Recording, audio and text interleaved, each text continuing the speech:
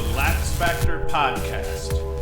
What is up, college lacrosse fans? You're watching episode 204 of the LaxFactor podcast. I'm your host, Ted Hoost, and today, as always, we're going to talk about a boatload of lacrosse games. We're going to talk about the Navy and Army game. We are going to talk about Penn State at Rutgers, Boston U at Lehigh, Loyola at Colgate, Brown at Cornell, Princeton at Harvard. But then we're going to dive into Maryland over Hopkins, Syracuse getting dropped by UVA. We'll even go back in time and talk about Thursday's game, North Carolina getting beat up by Notre Dame. Richmond and High Point played their annual game. That outcome was a little bit surprising. So we'll talk about all of those games and more. Before I get into it, as always, be sure to like and subscribe. We are approaching 10,000 subscribers on YouTube. So please, even if you're listening audio-wise, hit YouTube up, even if you don't normally watch us or interact with us there. Please subscribe to the YouTube channel. Help us get over that 10,000 subscriber plateau, and then the rest will be history. And as always, you can go to LaxFactor.com, support us there. You can buy t-shirts, swag, all that crap. But I want to get into this because this Navy at Army game, very good lacrosse game. We saw good lacrosse games all weekend long. Army controlled this game for the first three quarters, and I kind of figured as I was watching it play out that Army was going to win the game.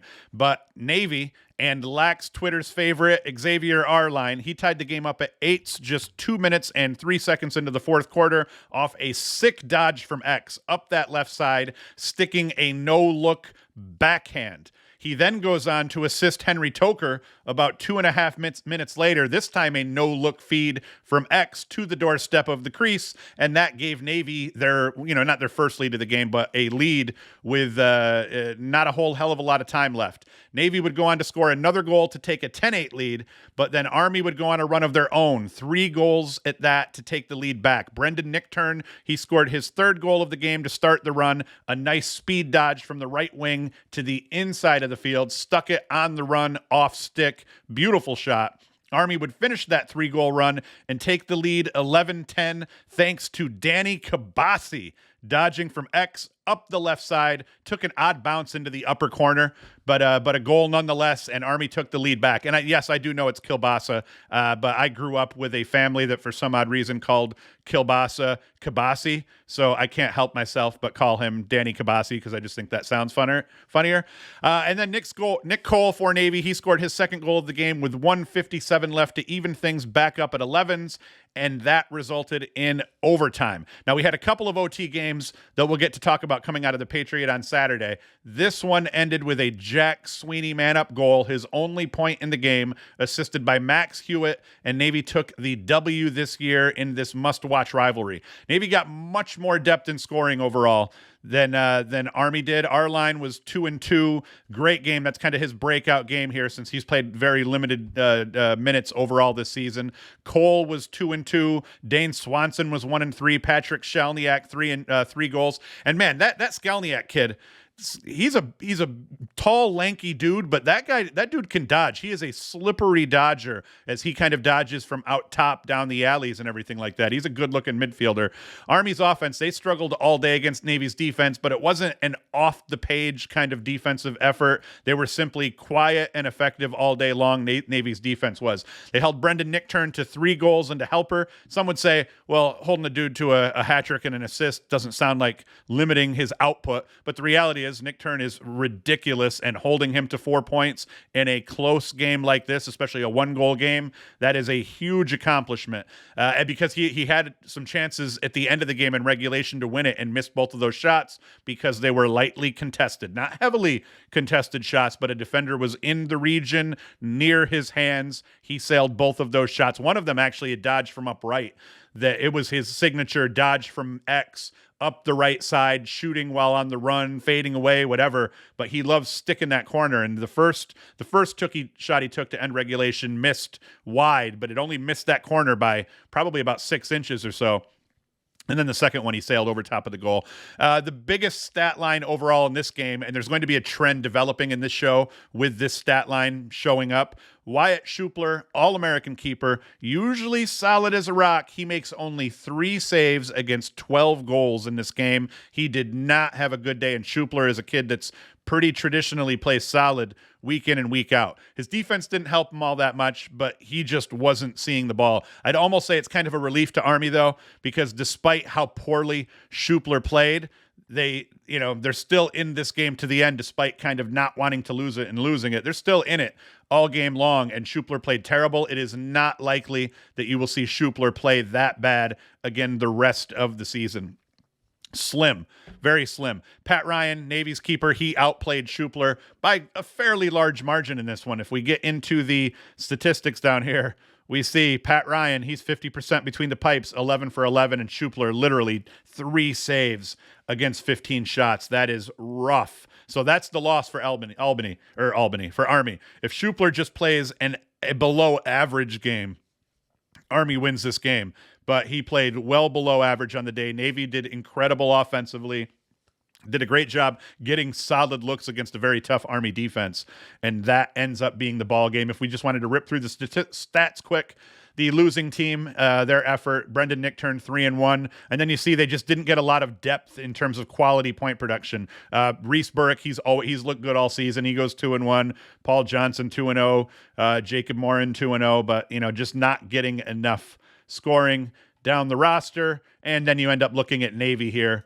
We've got Nick Cole 2-2, Xavier Arline 2-2, Dane Swanson 1-3, Patrick Skalniak, that mid that I'm really enjoying watching, 3-0 for Navy. So things look good for Navy. They got 4 points out of 3 guys and a hat trick out of Skalniak. So that helps them big time.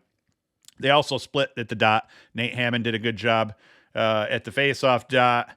So that's it. That's all she wrote, man. It was a hell of a game in this rivalry, and I root for Army traditionally in this game for some reason. I don't even know why. Now it's because I love Brendan Nichtern and I think he's an incredible player. But it was a fun way to see Navy win this game. I like seeing Arline doing well. The title of this video is going to be very catchy, trying to use Arline's name to get me some views.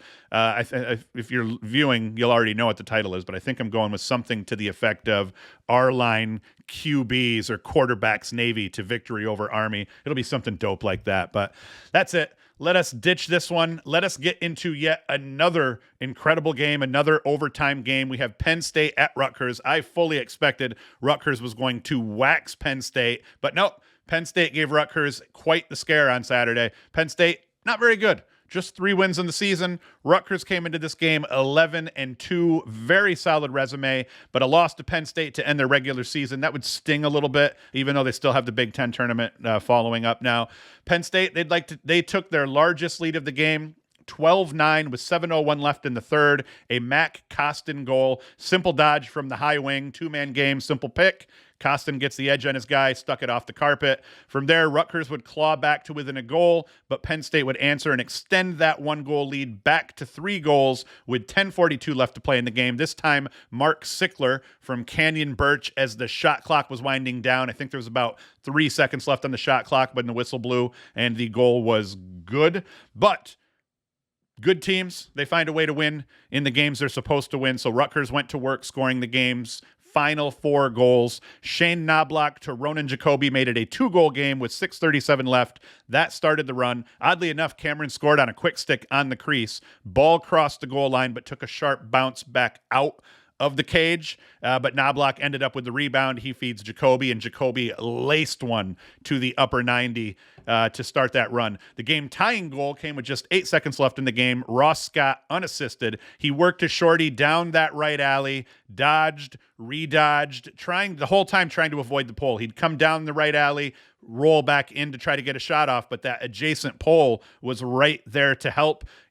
Scott showed incredible field awareness, rolling back away from the help to buy himself that space a little bit more before rolling back into it and then sticking one low, sidearm shot low, wrapping around his defender. It was a beautiful shot, great body control, great field awareness, just incredible how he worked that.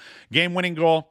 Ross Scott again, this time a dish from Knobloch on man up. Scott was wrapping around GLE, took a low angle shot as he was kind of wrapping around GLE, but snuck it past the keeper into the upper 90 for the win. No glaring stat line in this game. Rutgers was 2 of 5 on the extra man, and Penn State went 0-4, so that definitely hurt the Nittany Lions a little bit. Face-offs, slight edge Rutgers. Rutgers put more shots on Cage, but Jack Frakion, how do you pronounce that? Frakion, whatever. The dude playing goalie for Penn State, he played well in net for Penn State, making 14 saves. I literally watched the game this morning, and I heard the name a bunch of times, and I still can't pronounce it right. So he had 14 saves. Colin Kirst, he struggled a little bit, so that played into this outcome. He had 8 saves against 14 goals against for Rutgers. That is not a typical day for Kirst. You don't see him play like that very often. And then up next, Big Ten tournament, chance for Rutgers to improve their resume and pick up another quality win or two within the Big 10 tournament. As we go through here, though, real quick, and we look at scores, you see Canyon Birch led everybody for Penn State 2-1. Actually, Ethan Long was 2-1 as well. And then if we look at Rutgers, Shane Knobloch has been incredible all season. I think he's a sophomore midfielder, 2-4 on the day. Ross Scott with 5 goals on the day. Mitch Bartolo sticks a hat trick. So good job overall. And then Jonathan Dugenio didn't win by a large margin, but slightly won that face-off battle, 17-31 on the day. So Rutgers ends up picking up that win, and it was a hell of a game. Next up, we are hitting up the Patriot League. Now, this was as good of a game as everyone assumed it would be, despite Lehigh's loss last week to Colgate. And then more importantly, dudes are just winning games in some pretty ballsy ways these days. The game-winning goal between these two was something to see, and I'd presume it's going to end up being a Sports Center top 10 play. We'll probably get this video flagged for showing you, but let me show it to you nonetheless. With just 12 seconds left in regulation, Matt Milburn was dodging his guy from X and saw Tim Lay free on the crease. His defender ran under a pick on the crease, giving Lay a little bit of space. He catches the ball left-handed, turned his back to the cage, and wrapped a backhand around his defender, scoring it off the bounce. With that goal, Boston U wins their first ever regular season Patriot League title because everybody else in the Patriot League is 5-2. We'll talk about that later. Big stat line in this game. Connor Calderon got the better of Mikey Sisselberger, winning 13 of 21 of his draws. And it was supposed to be a good battle at the dot. And I wasn't surprised to see Calderon edge Sisselberger, but I was surprised to see Calderon edge Sisselberger by, what was that? Five draws or so. I thought it would be like a little bit more neck and neck. It was also a good day for goalies. James Spence, he picks up 14 saves in the loss. He actually played a little bit better than Garber, but Garber's 10 stops were good enough for BU to get the victory. It was a hell of a game overall. Another Patriot League. Oh, actually, hold on. Let's hit up some stats real quick. Yeah, we see here Louis Perfetto, 1-3. Excellent day for him for Boston U. We come down here, we look at Lehigh. Christian Moulet, 4-1 on the day. Tommy Schelling picks up 5 assists. And still, overall, not good enough to get the win for Lehigh. Now we go to the next game. We're going to talk more Patriot League, Loyola and Colgate. Now, there's been lots of crazy finishes this weekend overall. But the Patriot League has been almost as fun to watch, especially down the stretch here, as the Ivy, because you just never know what you're going to get out of any of these teams. Last weekend, Colgate spoiled Lehigh's bid to enter their contest against Boston U this weekend, undefeated in league play. So it would have been 2 undefeated teams in league play going head-to-head. Colgate dropped Lehigh in overtime, and then Lehigh lost this weekend, as we talked about, by a goal with just 5 seconds left in regulation. So Lehigh, 2 brutal losses here back-to-back. This weekend, Colgate's taking on Loyola, and they decide they were going to scare the shit out of the Greyhounds and take them to overtime as well. This one didn't end the same way for Colgate, obviously. This game winner was, once again, a very nice thread-the-needle type feed from Aiden Olmstead down to Evan James on the crease. James was falling down as he fell kind of across the crease and somehow buried it. It was soft hands. Soft hands is all you can say. It was more like he guided the ball into the cage than he actually got a shot off. It wasn't a quick stick. It was an odd-looking finish, but man, it got the job done. Thomas Colucci, and actually, hold on. Let me just make sure. James, that was another big thing here, was that James finished the game with that 3-goal run for Loyola to get back to within a goal, to tie things up with 39 seconds left, and then scores the game winner. James here, he scores 3 goals within 2 goals within 3 minutes to tie the game up, and then scores the goal in overtime to win the whole deal for them. So hell of a job by him. Thomas Colucci, he wins 16 of 23 draws. That helped make sure for Colgate side that they were able to kind of hang. You see here, Bailey Savio only went 6 of 20, and Colucci here is 16 of 23. And then scorers for Colgate, Brian Minikis, he goes 3-1. And as we come up here and we look at the scorers for Loyola, Aiden Olmstead, normally 50-50 guy, maybe even a little bit goal heavy. He goes 1-4 on the day. Evan James scores 4 goals on the day, including the game winner. 3 of those goals came within the final 3 minutes and 5 seconds of the game and then into overtime. Adam Poitras, 4 goals as well. So a hell of a job here by Loyola. And then you see Sam Schaefer. You know, he edges out Matt Lacombe just by a little bit, 11 saves against, 10 goals against. He picks up 2 more saves than Matt Lacombe for Colgate. His team wins the ball game, so a hell of a job by Schaefer as well. Next game.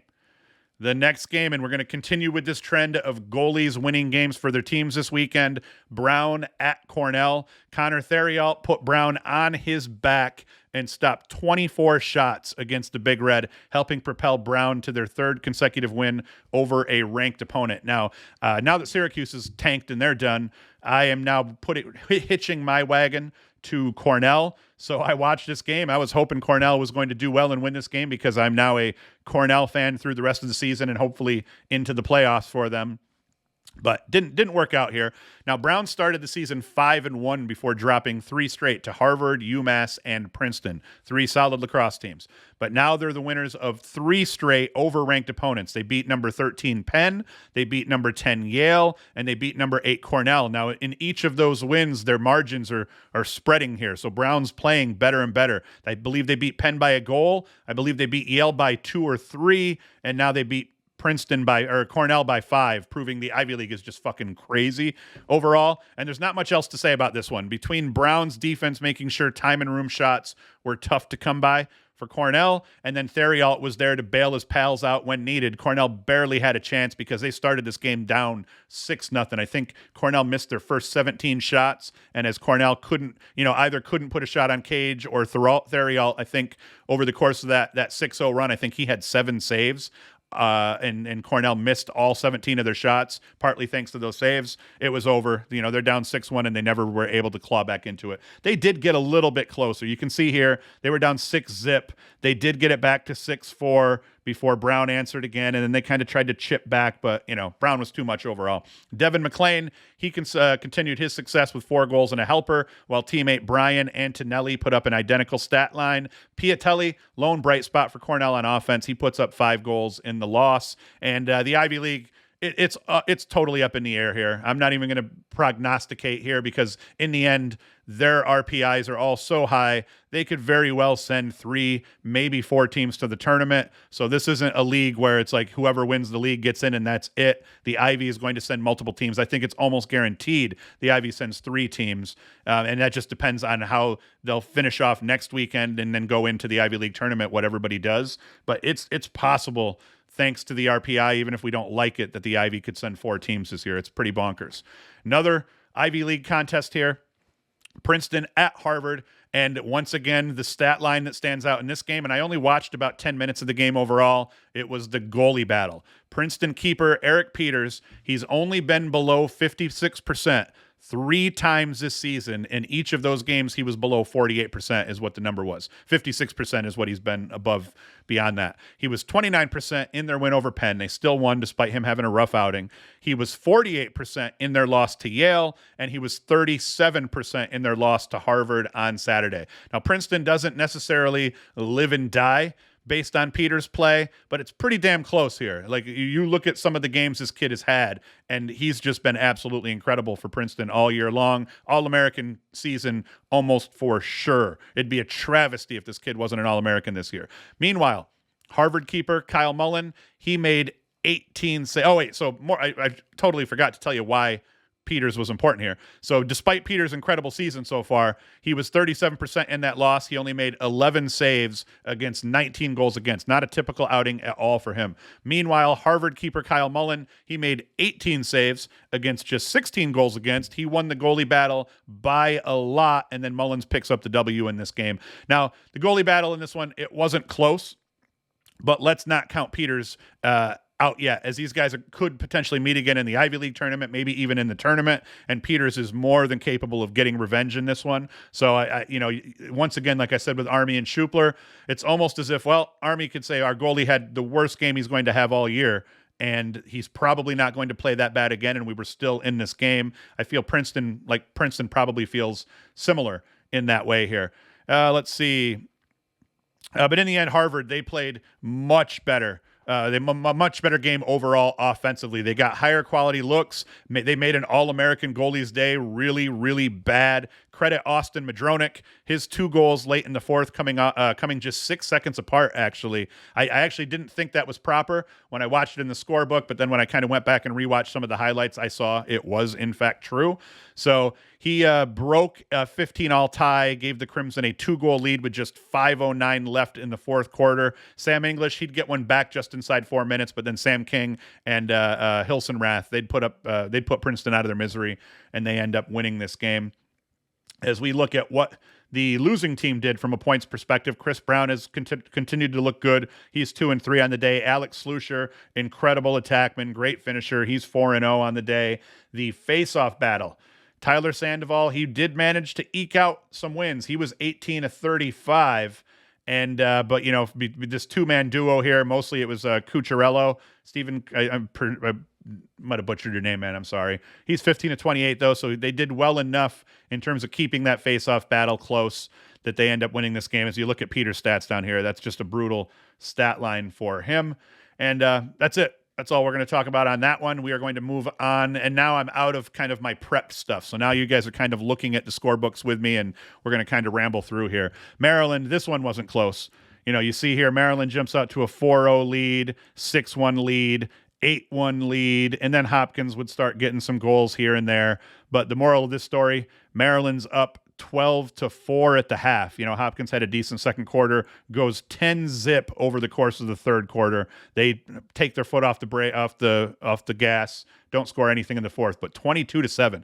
Biggest margin of victory for Maryland over Hopkins all time.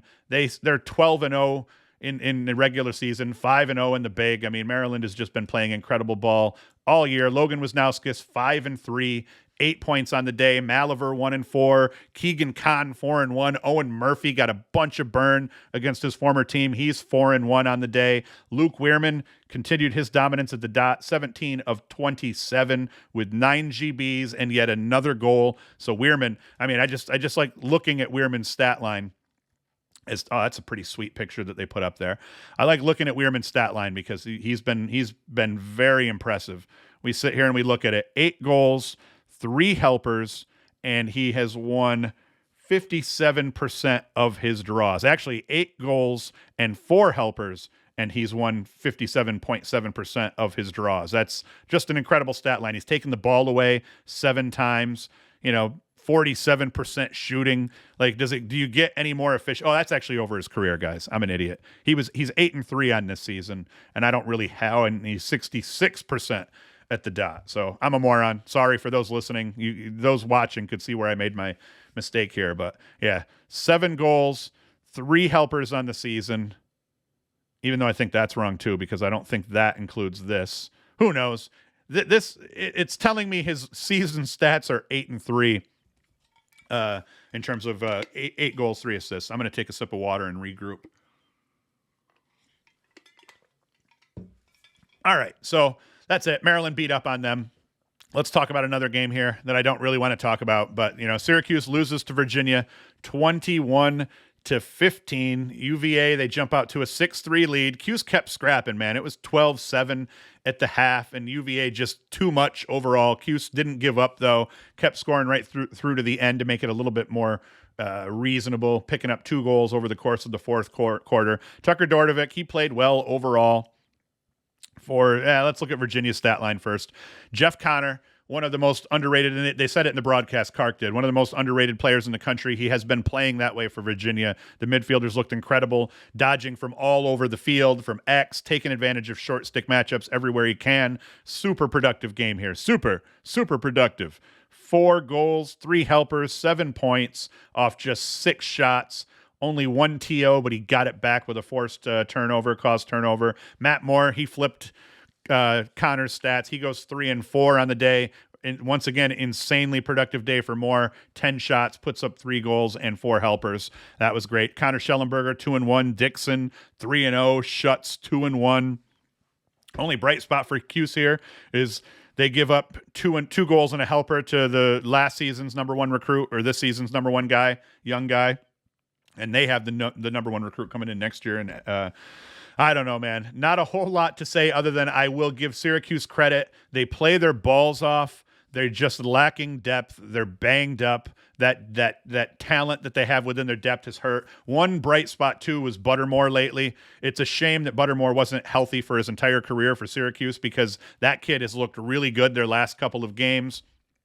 But in the end, not enough. If we look at Cuse's stats, Brendan Curry, 2 and 4 on the day. Jackson Birtwistle has been a very bright spot for Cuse. He goes for 5 goals on this day. He replaced Berkman at attack, played a bunch last week. He's been getting a little bit more time here and there, and he's been burying shots. If we look at Birtwistle, once again, I'm going to go heavy on the Cuse because it's my show and I love Syracuse. But yeah, we look at what he's done here. Really nothing in terms of the first handful of games that he played, or first few games that he played in. But the Cornell loss, 2 goals. Carolina loss, 3 goals. This Virginia loss, 5 goals. This kid is going to be really good. So something to look forward to for Syracuse here. A redshirt freshman midfielder, but he's been playing attack and finishing well. And that's it. I don't even want to talk about this anymore. But credit to Syracuse. Their season's over in terms of playoffs. They got to play Notre Dame here next. But I will give them credit for playing balls to the wall. Also, happy birthday to Brett Kennedy yesterday. The dude, he's an old man now. He turned 24, I think they said in the broadcast. A lot of 24, 25-year-old lacrosse players this year, which is odd. Let's go back in time. Let's talk about Notre Dame beating up on Carolina.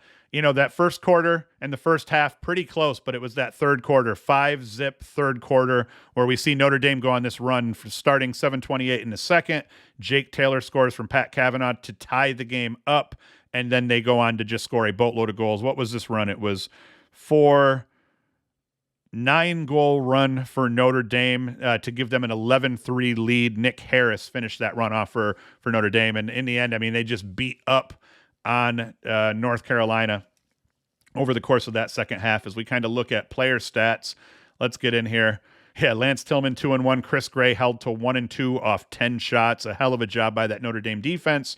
And then Notre Dame, Eric Dobson, 4 and 0. Pat Kavanaugh, 1 and 3. Jake Taylor, 3 and 0. Chris Kavanaugh, 2 and 1. An incredible job overall by the Notre Dame offense, by the Notre Dame defense, more importantly, holding Chris Gray and company down. A big reason why they did that, though, is because Liam Entenmann played out of his mind. He ends up with 14 saves against just 5 goals against. Colin Krieg didn't have a terrible day. He was 11 saves versus 12 goals, but Liam Entenmann kind of robbed Carolina every chance that they had to any chance that they could have had to get back into it. And over that 9-goal stretch, played very well. So Entenmann, All-American goalkeeper last season, hasn't had as great of a season this year, but proving, hey, I'm still a dangerous motherfucker, going for 14 saves in this one against one of the better offenses in the country. So that happened earlier in the week. So the ACC, we'll talk this upcoming week here in terms of ACC, what we look like we're going to get for bids, but it doesn't look good for Carolina anymore in terms of the wins they have against the losses that they have. This one was surprising to me, and I only watched about the first quarter, but Richmond and High Point, Richmond ends up picking up a 16-5 win. And once again, the story here was, 9-5 at the half. That's fairly reasonable. But a 4-zip third quarter and a 3-zip fourth quarter gives Richmond a big cushion, and they win this one overall. For Richmond, Ryan Lanchberry goes 5-2. Luke Frankeny goes 2-2. Dalton Young has looked incredible all season, 3-1. So Richmond's offense, they had weapons. They're gelling more and more as the season has wore on. So that has been good. And then key here, Asher Nolting, 1 goal, 4 shots. I didn't watch the whole game. I mean, that kind of stat line would almost indicate to you that Nolting got hurt or some crap like that, because, I mean, that is a fairly weak stat line for Nolting, and his goal came second quarter, and then he didn't do really much of anything the rest of the game. So that's the story. Richmond defense, they bottle up Asher Nolting. You see the usual suspects here for High Point just didn't show up. What was his favorite? White boy Maea, just 2 shots. Didn't really do much at all either. So hell of a job here. And then as we look at the goalie battle, you see Richmond's goalie, Zach Vieg. He goes for 19 saves against just 5 goals against. Parker Green didn't play terrible. 13 saves against 16 goals in the loss. But you see here, Vieg, I might have butchered your name, Vic. Is it Zach Vic? It might be. But either way, this kid, 57 minutes, makes 19 saves against a very good High Point offense. This is, High Point's offense was really good when Nolting was a sophomore and he put up like 90 points.